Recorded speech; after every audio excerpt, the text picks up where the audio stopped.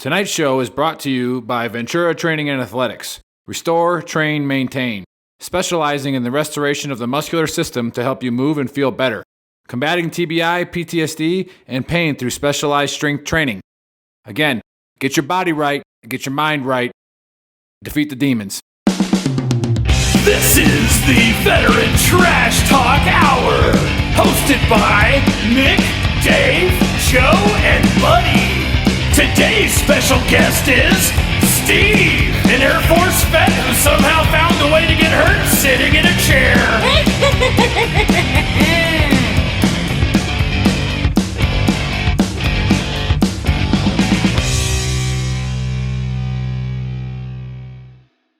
What's going on, Trash Talkers? Welcome to episode 28 of the Trash Talk Hour. Shout out to Ventura Training and Athletics and Cardinal Financial. And of course, last but not least, 10th Mountain Whiskey. Type in that VTT code and get yourself a discount on some awesome bourbon. Special guest for today is Steve Cohn of X22 Adventures. And I'm really excited to hear about his story and the things that he's got going on for the veteran community. And as always, I'm here with my brothers Nick, Joe, and Buddy. Over to you, Joe. Man, it's great to be here. Took a little hiatus last weekend. Are we going shades? Oh, they're out of reach. I feel like Samson. Steve, you got a pair? Oh, babe, where are my shades at? Yeah, even Steve has a pair. Oh no. This is just for you, Joe. I don't understand how baby, you're the you know only one that the ones I doesn't just have got. sunglasses available. Can you check the kitchen? Joe, this isn't. I'm sorry, I can't. Talk to your wife hour. Hey, listen. If I would have known you guys were pulling this little stunt, I would have had mine ready. I was tired of catching heat for having shades on. But you know what? While I've got the mic, can you hear me in the back? All right. Nick, I was gonna warn you, but you know what? You seem to enjoy it no matter how it works out. I'm triggered, hair triggered. Yeah, I caught so much heat last week for not being there for my wife's birthday, Steve, that I thought I'd address a little of the hypocrisy on this panel. Okay. Dave's got in on it a little bit about, you know, what my verbiage is or how I look or anything else. So I'm going to go ahead and do you a favor. Cheers, Steve. Cheers, Buddy. Cheers, Nick. Cheers, Dave. Cheers, Joe. Cheers, Trash Talkers. I just filmed a whole year of show for Dave. Also, just because it got brought up to me, I just want to, they're right there. That's awesome. I just want to address the fact that I didn't know that I was the only advocate for THC being used medicinally. I felt like I got my hair back like Samson. I thought that we all were on the same page, but apparently I'm going that road alone.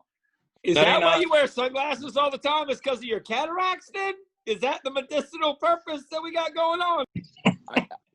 Can everybody else hear him? Because I can't. Yeah, I heard him. Yeah, Okay. You're not the only one, brother, about the THC and the medicinal thing. Okay, so Steve's rolling with me. Some people, I'm not going to name names, would, but the camera's on. So, all right, I'll take the bullet for the rest of the crew. But that being said, you know, the Detroit Sports Minute wasn't really even on my radar this week. I am watching this Indiana-Ohio State game, but I'm enjoying a new beverage, fellas. And I thought it'd be a good one for the next time we go out. It's a peach Bellini, okay, by Smirnoff. I'm also drinking it with a very fine and delightful lime bubbly. Don't do I it, Joe. suggest you guys treat yourself after a rough day sometimes and really dig into one of these bad boys. Because, I mean, the hair on my chest grew. My beard got an inch longer. This thing is as manly as it gets. You got the finger motion going on. Yeah, I mean, we all know that real warriors beautiful. drink hard seltzers. That's all they ever drink. Listen, if you can't drink a hard seltzer, you're not man enough to hang out in my social circle. Correct. Hey, Dave, cheers. And Hey, plus, mein Freund, salute in Italiano. Hey, good job not coming after me, Joe. if you do, you're going to clean it up, Dave. What was that? I appreciate you not coming after me because you wouldn't have won.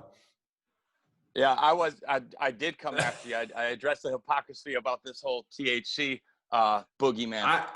Dave, what did you say? How did you cheers us just now? Which language you wanted? Plus? No, just what you just said. Salute. Okay, well, if you do, you're going to clean it up. Yeah, you hear that? Nothing. Clean it up. Sopranos. That was there we go. All right, boys. That's it. I'm Yeah, all set. I Sopranos wanna hear stopped what being on Steve's TV about. like 15 years ago. All right. Yeah. So, Well, you know what? Don't judge me, Nick. All right. yeah. Why don't you Damn, I need to go get to my bottle down. Why don't you go to Bada Bing's after this? Have a good time. Clean that sign. Never mind. I can't do it. I can't say the line I'm thinking of. We better get the buddy before he forgets what he was going to talk about. It's too late. It's too late, buddy. Already forgot what he was going to talk about. It's probably because of all this tin-mouth and tenth-mouth. See, I can't even fucking talk at this point. Today, Junior. Yeah, he can only do it. Whiskey. I've been drinking. He can only He's do like, it this is when my he's kind of interrupting party somebody. right now. Yeah. Yeah. Wait, when I'm what? When What you're you said, interrupting when I'm somebody and interrupting somebody. cutting them off in the middle of what they're saying. I thought that There he this goes. was a There, Steve, I got him. conversational Steve, show, I got him. Joe. My bad. I thought we were having a conversation at that point.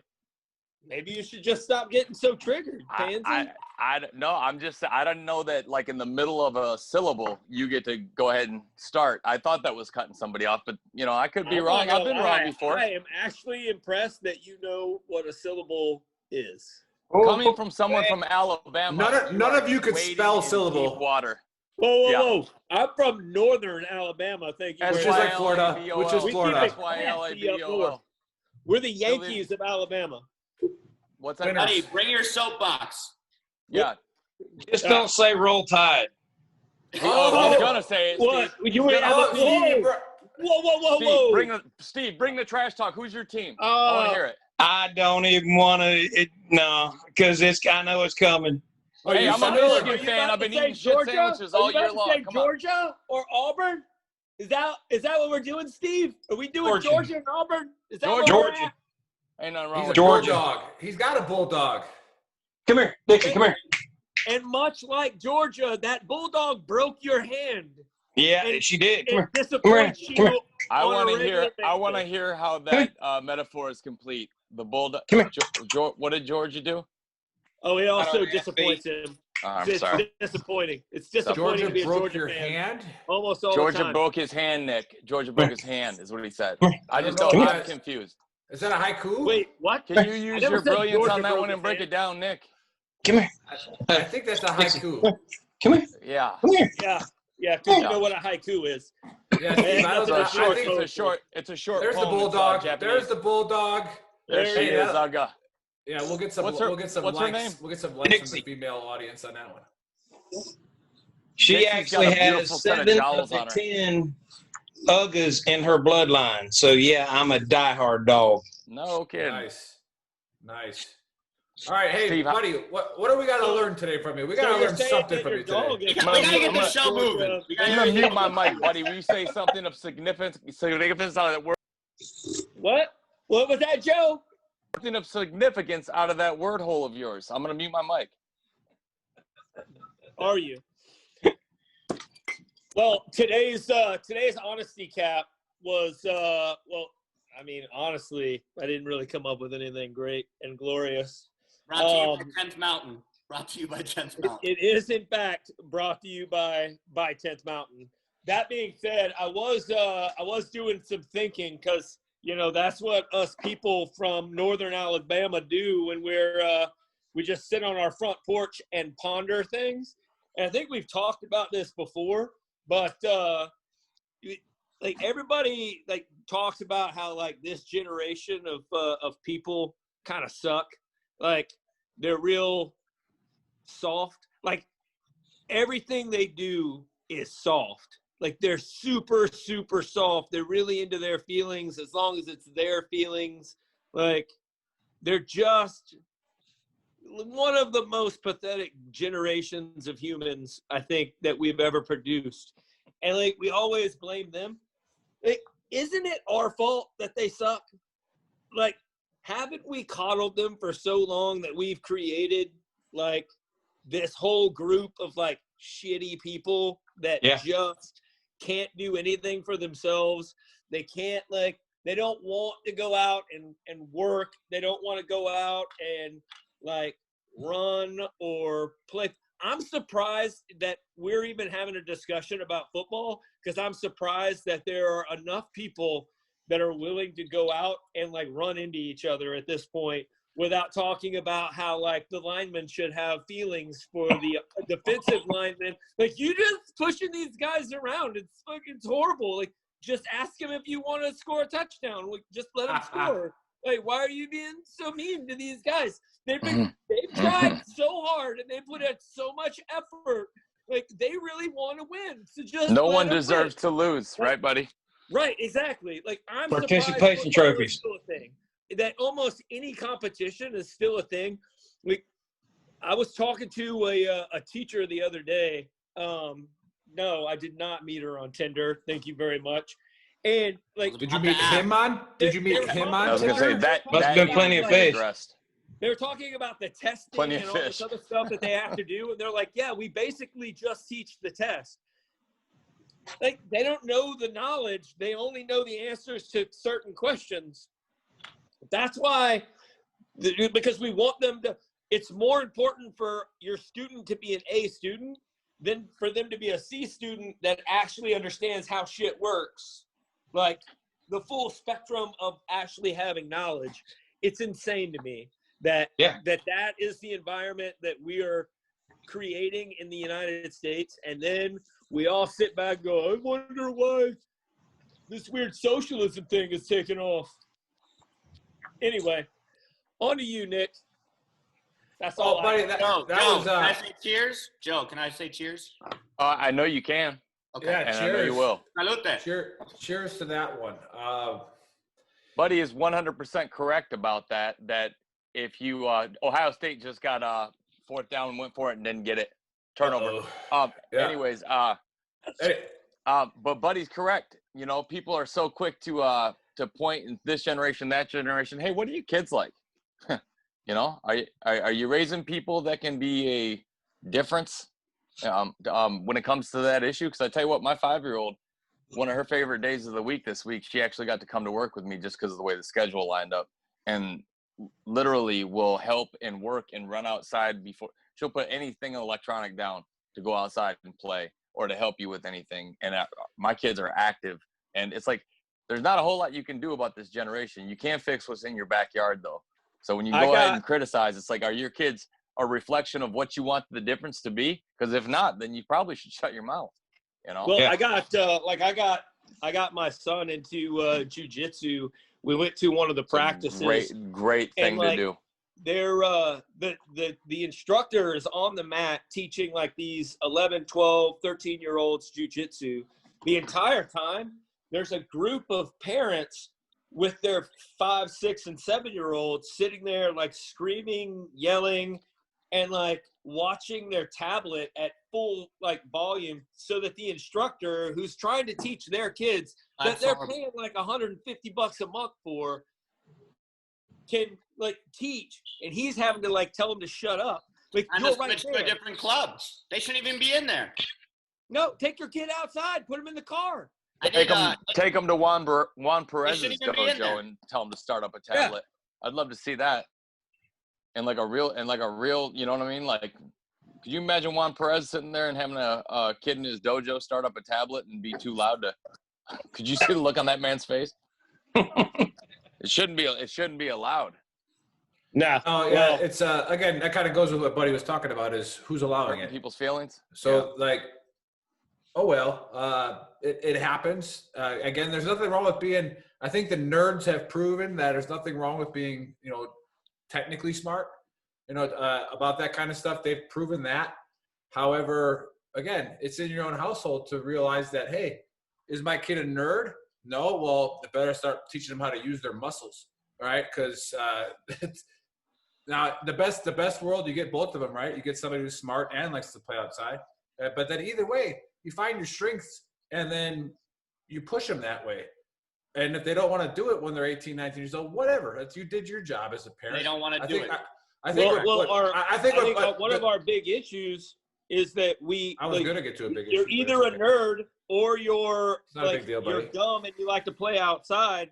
Well, here's the thing. So you can be both. We'll get to Steve here because that's kind of rolling into what I was going to talk about anyways, with the way that people are just told how they're supposed to be. Yeah. And that causes a huge problem as well. But anyway, Steve is here, and Steve, well, we got in contact with each other, and with Steve, he's only listened to one show. But did you watch it or did you listen to it? Listen. Okay, so if you watch it, we have an intro song. Okay. And the intro song makes fun of the guest, and I always have to explain. I have to explain that to you of what we're talking about. So, Steve was Air Force. Not a big deal. Air Force used to be part of the Army. It's okay, Steve. It's okay. Used to be part of the Army Air Corps, and then we gave you guys your own name. Not. That's not what we made fun of you for. What we made fun of you for is you actually found a way to get hurt sitting in a chair. Like, I don't understand how that is possible, but that is why you are on the show today. You are going to tell us how the chair force ruined you and how you've turned that into a great success, helping a bunch of wounded warriors and veterans with your X-22 adventures. So, Steve, welcome to the show. Talk about your service, talk about your trials and tribulations, and how you're giving back, and it's awesome. Glad to have you out. Thanks for being here, Steve. Salute, Steve. I'm going to stop saying cheers. I got my bottle up there. If I'd have known, I'd have had one too. But, yeah, I did 4 years in the Air Force. Spent my entire time in the Mojave Desert of California. Used to trees, grass, and rain right here in Florida, and that was no fun. But I did get to see a lot of different unique things. The new aircraft that came in, like the F-22, the C-17, and it just on and on and on. I got to see some stuff that ain't supposed to be seen by some, and pretty unique. But I went into civil engineering and ended up in crash rescue and recovery. And the 3.5 years I was at Edwards, we had 4 aircraft go down, 2 Hueys, total of 11 lives lost. That started the wanting to help. We a simple fall, I cracked my kneecap into 3 pieces. The military fixed the kneecap, but they left bone fragments in the cartilage. Ooh. How did it feel when those shook free? Well, when they shook free, it really took me for a loop. You're about to find out, Joe. Yeah. Yeah, is that what's happening? Yeah. I get out of the Air Force and become a fireman on the outside. So 12 years of climbing ladders, crawling around on your hands and knees, putting all that gear on. A simple slip in oil, I blow my knee. And when I mean blow it, I'm talking everything in the knee was completely gone. And the only thing that was holding my leg together was the skin on the outside. I end up with total of 12 operations, 2 total knee replacements, and January of 2017, I told the VA to cut my leg off. I voluntarily had it cut off February of this year. And best damn decision I ever made. The VA fought me for 2.5 years until Trump signed the Community Care Act. And within 2 weeks of the Community Care Act being signed, my leg was taken. I walked in on 2 legs, and 4 hours later, I'm missing my leg above the knee, and I'm in half the pain I was when I was at my leg. Pills, everybody knows about them. At one point in time, I was taking 120 milligrams of methadone a day, 120 milligrams of Percocet a day, and 160 milligrams of OxyContin a day. I did that for 3 years. Yeah. And, Steve, I don't want to cut you off. I just want to touch on what you were saying. Yeah, yes, you did, Joe. He said otherwise you wouldn't have cut him off. He said something very important that I think needs to be brought up again. Tell him what the Community Care Act did for you, because I can tell you the best treatment I got, which was close to Nick went through it before he discovered MAT, was when I got the community care actual physical therapy with a real physical therapist, and it wasn't VA. So Tell them about, because a lot of veterans don't know that's an option. Yeah, if you have an appointment that is more than 30 days out, you can tell them that you want to go outside of the VA, and they've got to give it to you. The reason mine happened so fast is because I was literally 2.5 years of fighting with the VA.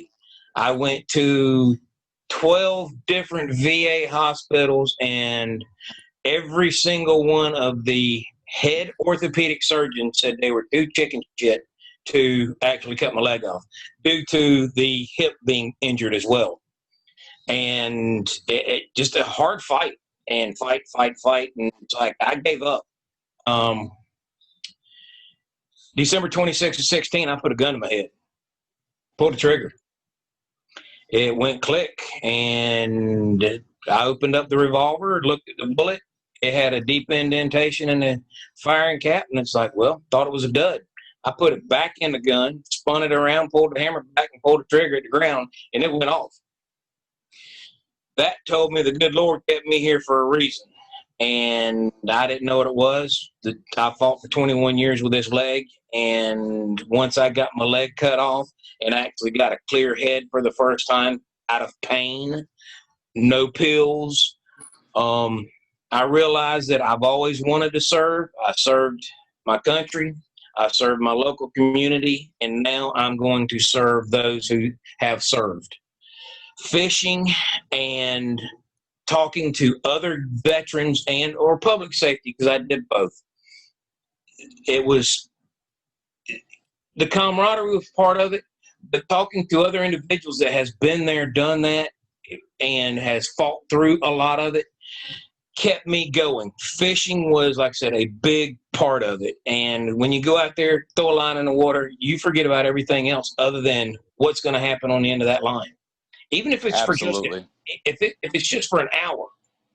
But when you're talking with other veterans and discussing the things that's been bad in your life, and say you all of a sudden you hook into a big fish, that positive input while you're talking about that negative situation over time will override all the negative stuff that's going on, and it will allow you to cope with PTSD, because you'll never get rid of it, but it will allow you to cope and help you understand what triggers happen, and having other guys there to be a part of it and say, hey, I've been there.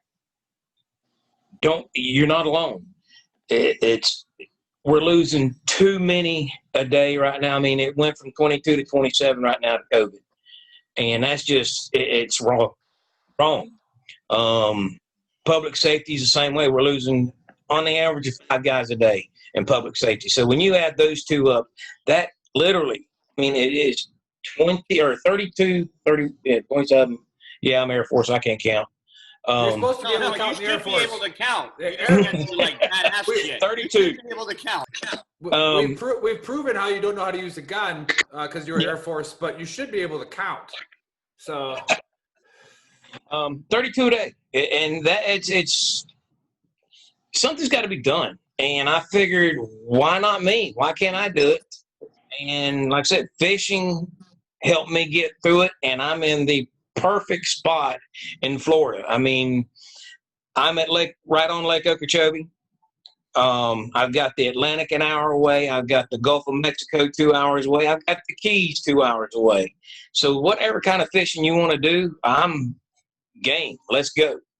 Talk about your program, Steve. Talk about your program. Dave, good lead in there. But real quick, you brought up a good point that people need to hear again. Is that because of the stuff that people are doing with this COVID nonsense, I stopped getting my physical therapy done. I stopped getting my behavioral health treatment done. We keep saying it, but people have to hear it over and over again, that you are being very dangerous. And it's even making Buddy nervous because he's putting his hands in his armpits and then he smells them. That's why his phone goes off. He smells yeah, that's exactly it. And it's, Steve, and it's disgusting, Steve. His armpits are terrible.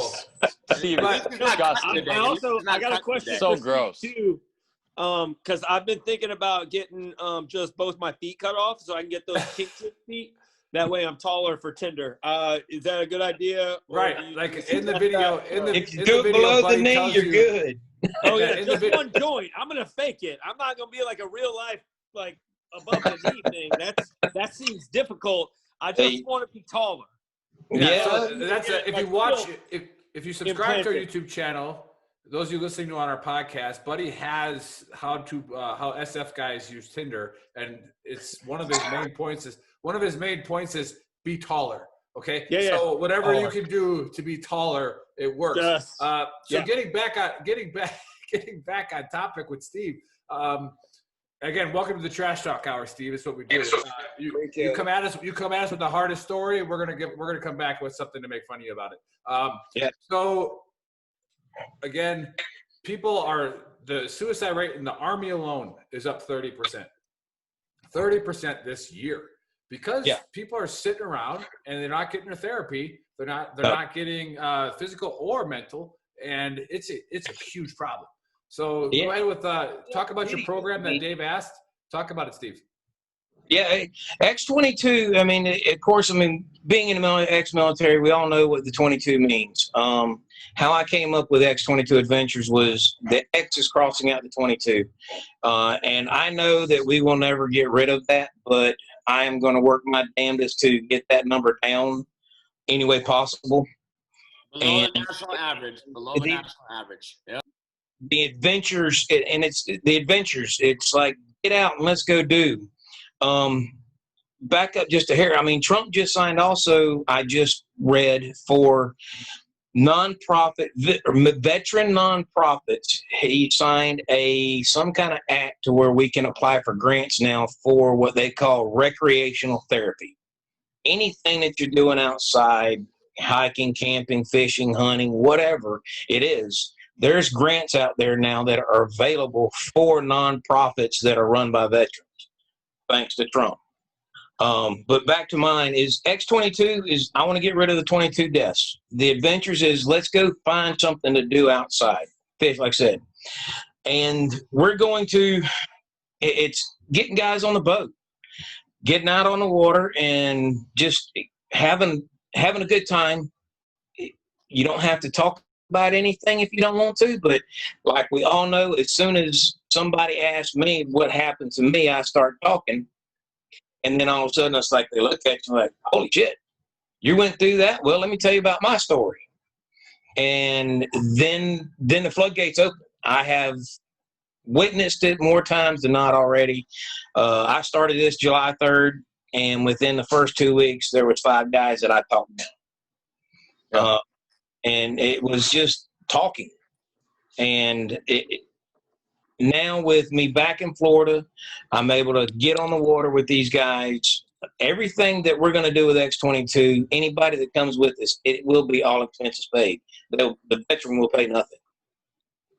And so we're going to kick things off next year. We're getting our funding now to kick things off starting January 1st to get guys out on the water. I'm hoping to have a fishing trip here in April down in the Keys to take several guys sword fishing. Yeah. I've never, anybody ever done that on this panel other than you, Steve? You did, Nick? Yeah, I lived in Hawaii for 3 years, homie. What? Well, yeah. I mean, come But on. Steve, to touch on what you were saying, that sometimes, We didn't catch any swordfish though. We got too drunk. Yeah, I went out on the water. The only thing I ever caught was barracuda. Hey, those are fun to catch. Yeah. Just watch out for the teeth. Yeah, absolutely. But sometimes these guys are just looking for someone to break the ice. Yeah. And if they I've seen it with veterans we've dealt with where they look at you because you started something or you put a step forward. They look at you like you're this different echelon, like you've got it all figured out, and it's like, no, man, we're stronger in numbers, trying to figure this thing out together. It's a broken system. And it is a broken system. And until we can get the money that we deserve to take care of the veterans that we have, so we can be a one-stop shop, like Nick talked about. Right now, it's every man on his own merit. Okay, donate 22 minutes of your time a day to guys that you think are at risk. So, whatever difference you can make, I commend you for the fact that you're working with what you got to make the biggest difference, because when they see somebody that's been through trauma like that break the ice, and the fact that you're the one kicking this whole thing off, I guarantee you, you've taught guys off the ledge that you didn't even know you did, just because they look and they think, okay, you know, I'm not complaining about having a shit day. Like, look at this guy, he's still going at it. Yeah. So, I have my moments. The last couple of weeks have been kind of rough for me. Partly the weather. It's why we have Buddy on the show. We have Buddy on the show just so that we can all feel better about ourselves. I'm going to tell you a little story about a one-legged dude. I like this one-legged guy. I know who you're going to talk about. Contest, was it? The shittiest thing I ever felt doing PT was on Fort Benning. I was running up Cardiac Hill, and I was feeling like super shitty about myself. Like, oh God, I don't really want to do this. And then I got fucking passed by a dude with one leg. And I was like, this motherfucker. I didn't catch him. He was, but his leg was a prosthetic, so he's cheating. He had that cheating. That's where I decided I wanted those pink feet. That's where I wanted the recurves. I could be in the NBA. Yeah, exactly. If I got some robot bionic legs, forget about it. That's what I'm getting is one of those microprocessor legs. Those things worked out for Pistorius until he went big bug hunting in his own bathroom. But that was an intruder. That was an intruder, Joe. Oh, I'm just okay. Well, that's the impression I got. But he was fast. Yeah, we all agree on that. Yes, was tink tink. But yeah, it's the aspect of getting guys just to talk. I mean, we all have. Being military, being public safety, we kind of they look at us like we're Superman or extra human, and we're just like the rest of the guys. I mean, yeah, we've been through some shit. We've seen some stuff that most people won't see ever in their lifetime. And to be able to talk to somebody else that has seen that kind of stuff, has been around that, it allows you to take a deep breath for a change. Yeah, and not be on edge like we all know we are all the time. You hit the nail on the head with that, and that's why we started our entire community, our Facebook page. You know, Nick and Joe were like, "Hey, let's just start a group, where we can just all talk shit and be surrounded by the brotherhood and the sisterhood." Because small Billy, who just gets out, Private Billy gets out of the army after 3 years, goes back to Wisconsin. He's been to Afghanistan. Seen the craziest shit ever, surrounded by his brothers and sisters. Now he comes back, and even his best friends don't even understand him. Even if he wants to talk to him, he just doesn't feel like he's surrounded by the brothers and sisters. So, Nick, I got a friendship. I got a friendship flashback. Yeah, I'm sorry, I can't help it. I got a friendship flashback, Nick. They always say Wisconsin when they're talking about somebody hypothetical. They do, because nobody knows what Wisconsin is, and so and that's where everybody disappears to. Dave, if that was true anger, you better calm yourself. Yeah. So, Dave, relax your face. Relax your tits. You guys get my point. So, conversation. No, you're right. You're 100% right, Dave. Yeah. Yeah. Well, the other problem. Yeah. The other thing that you get from this is that, and I love you, Nick. We're supposed to be able to. Wisconsin. We're supposed to be able to hold accountable for our own bullshit too. That's true. We've seen it on our page where guys get on there and they want to bitch and whine and moan and complain about shit, but they don't want to do anything for themselves. They just want people to feel sorry for them. And when they do it to other veterans, we're just like, okay, man, you got issues, got it. But what are you doing to not keep running the same cycle?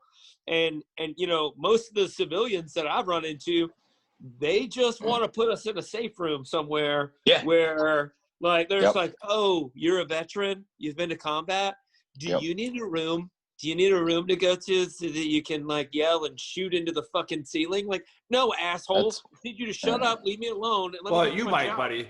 But even as civilians, you can't be mad at them for acting that way. Right. The picture that's portrayed to them, So it's like us. Change starts within, buddy, like you just said. Look at Daniel. Brothers and sisters. Go ahead. What? Look at Daniel. Look at the shirts that we got The on Daniel our backs G. right now. Yeah, explain the Yeah, Daniel we G. got- What's the Daniel G? Hey, Dave's got on his green. I've got on my green. Daniel Gonzalez, good friend of ours. Got the 22 on the back to represent the 22 a day. Daniel works at a great MMA gym. He wanted to design some shirts, and he said the guy was kind of stubborn about it. I said, come design one for us. And he cranked this bad boy out. But Daniel is an absolute mirror image of what we were talking about what veterans need to be. I mean, and it made me think of him when Buddy talked about sticking them in a room. That's what they wanted to do with Daniel. They was, okay, well, your legs aren't working. Here's some pills. Here's a wheelchair. Yeah. C'est la vie. See how you do with that. And he refused to accept that. I talk to him almost every day. Kid never bitches or complains about anything. He couldn't walk, and from the initial injury, it was a nerve thing. Now he's running. He's running up to a mile and a half a day. Not a day, but he runs every day. He runs, but he runs a mile and a half. And I've been on the phone with him, like in the Bluetooth when he's doing it, and you can tell it's in pain. Dude never complains, never whines, never bitches, never moans. And that's what Nick and I touched on a couple times, and so is Dave, about being worthy of the help. Yes. Okay, the help is out there, but man, if you're just you gotta want it. If you're just completely taking your half off and phoning it in, their help's not going to fix you. No. At all. Their help's.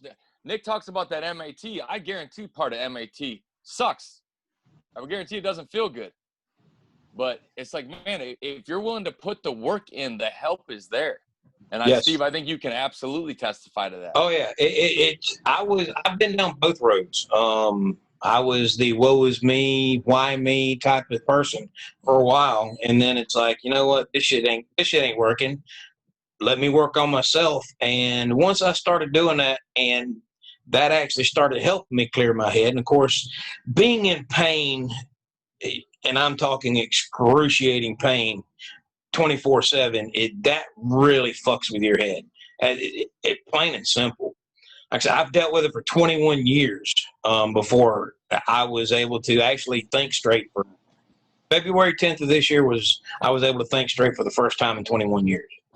And you're also in that opiate haze too while you're dealing with that. Yeah. Well, I had been off the pills since June of 17.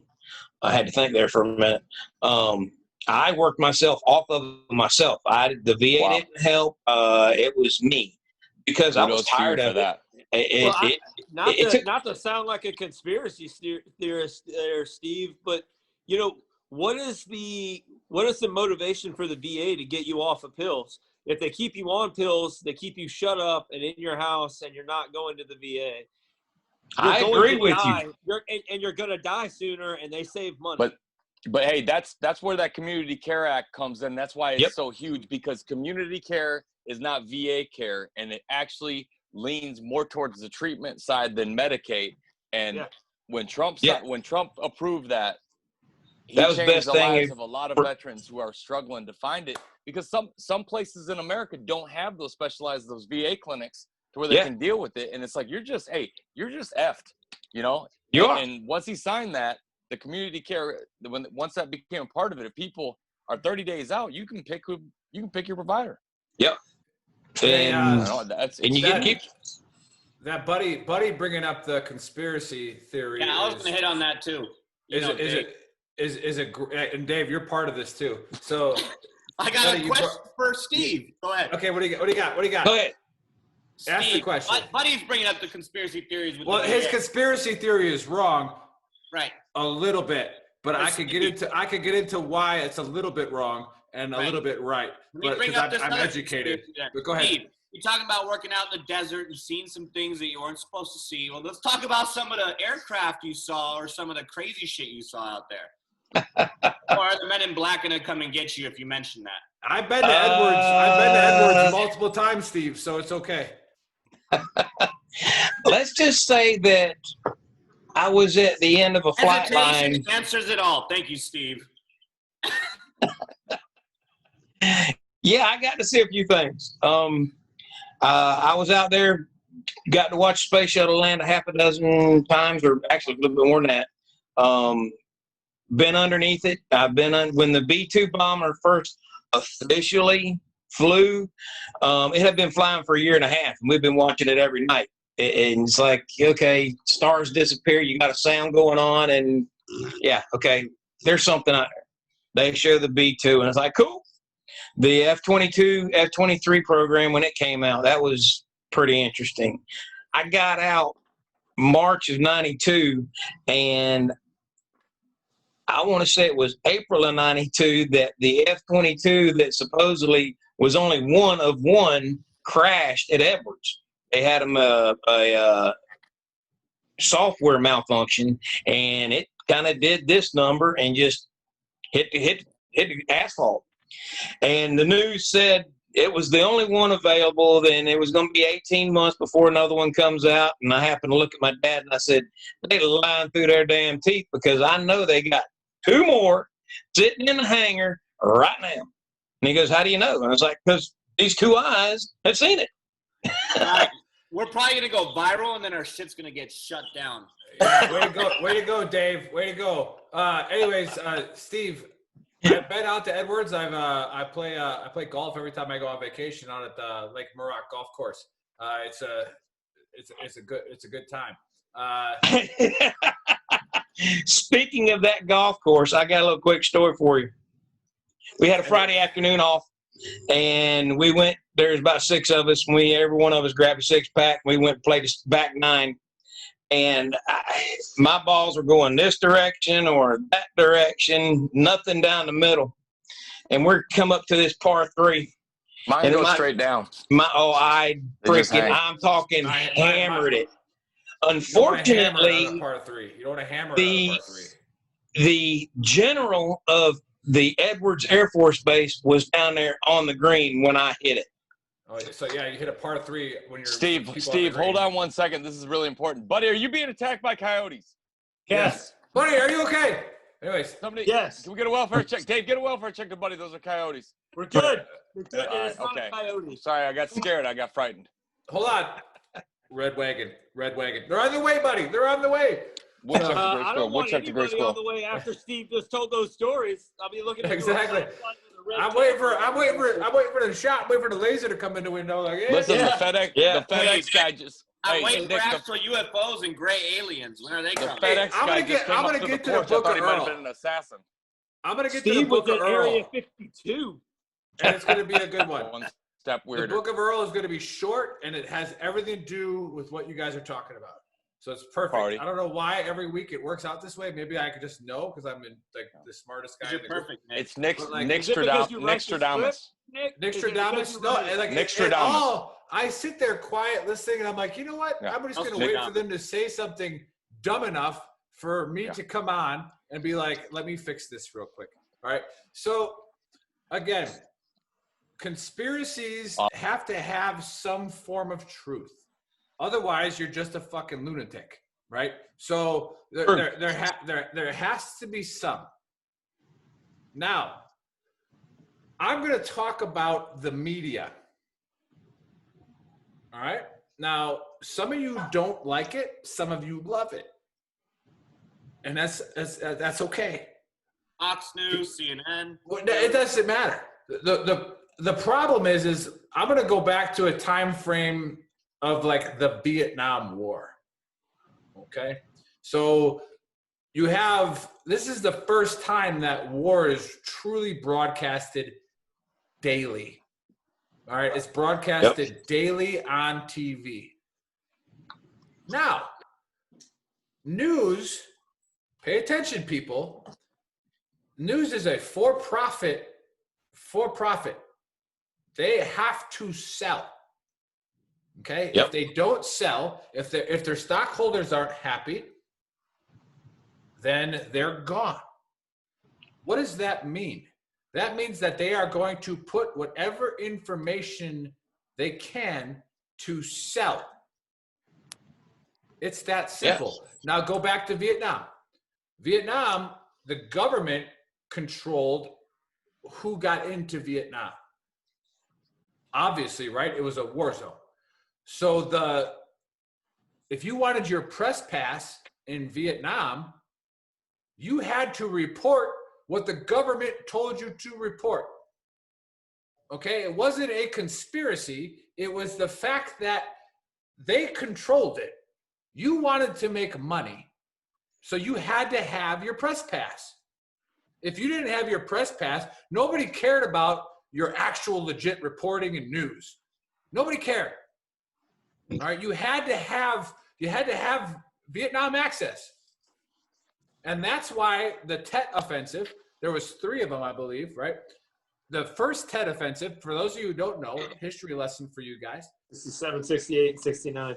Right. So the first Tet Offensive, he learned that in SLC. Anyways, the first Tet Offensive, the Tet is the Vietnamese New Year's, the holiday, all that kind of stuff. And of course, America's like, okay, we won't attack you, and that's fine, no bombings, all that good stuff. Vietnamese Ramadan. The reason why the Tet Offensive, why that was planned by the Vietnamese, because if you look at it military-wise, we destroyed a lot of lives that day, the American military, all right? We killed a lot of people. They did not win, okay? They did not win military-wise. What did they win? All right, they won the psychological aspect. They won it in America, okay? In America, people don't realize that just a month before that, General Westmoreland stood in front of Congress and said that we have them completely defeated. Yeah. Completely defeated. Lyndon Johnson said this war is over. And then all of a sudden, every single base in Vietnam gets attacked on the same day. Well, guess what? They couldn't cover that up. No matter what press, whatever press they controlled, they could not cover that up. Okay? So the North Vietnamese were willing to lose all of those guys, one, because they're communists, they'll kill everybody anyways, but they were willing to lose all of those guys because they won the political battle. Now you saw people starting to question a government, which, remember, this is in the 60s, right? And then in the early 70s, to where the government should know how to do everything right. And because media didn't fly the way it flies now. So I'm going to quickly transition to today. Understanding what the media does, because they have to sell things. Buddy actually brought up in one of his honesty caps about, when somebody gets shot by a police officer. How about we hold on and we find out what happened? Yeah. Before we freak out. Okay. Now I'm not going to bring my whiteboard out to do the bell curve because Perry doesn't like it. But now we're hearing all this stuff about voter fraud. And we're hearing all this stuff about illegal election. Regardless of what you think, now you're seeing the lunatics on the far right that are panicking and freaking out when it's like, why don't we just wait to see what evidence gets brought up? Why don't we just wait to see what the Supreme Court says? Because that's where this is going. Okay? And now all we can really do as a nation is pray that one of our branches of government, the Supreme Court, actually is objective and listens. Now, I'm not saying not that listens, but rules, but actually rules on something. Okay. Now, somebody actually asked me on Facebook, they go, are you going to accept Joe Biden as your president? I go, if the fucking Supreme Court says so, then yes. Then yes.